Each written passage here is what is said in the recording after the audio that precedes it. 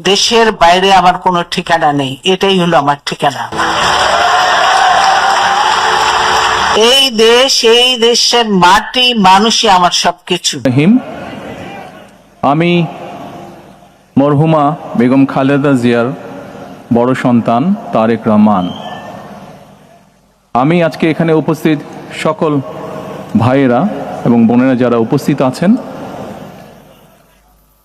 মরহুমা বেগম খালেদা জিয়া জীবিত থাকাকালীন অবস্থায় যদি আপনাদের কারো কাছ থেকে কোনো ঋণ নিয়ে থাকেন, দয়া করে আমার সাথে যোগাযোগ করবেন, আমি সেটি পরিশোধের ব্যবস্থা করব ইনশাআল্লাহ। একই সাথে উনি জীবিত থাকাকালীন অবস্থায় ওনার কোনো ব্যবহারে, ওনার কোনো কথায় যদি কেউ আঘাত পেয়ে থাকেন, তাহলে মরহুমার পক্ষ থেকে আমি আপনাদের কাছে ক্ষমা প্রার্থী। দোয়া করবেন আল্লাহ তাআলা যাতে ওনাকে বেহেশত দান করেন। আসসালামু আলাইকুম। আসসালামু আলাইকুম।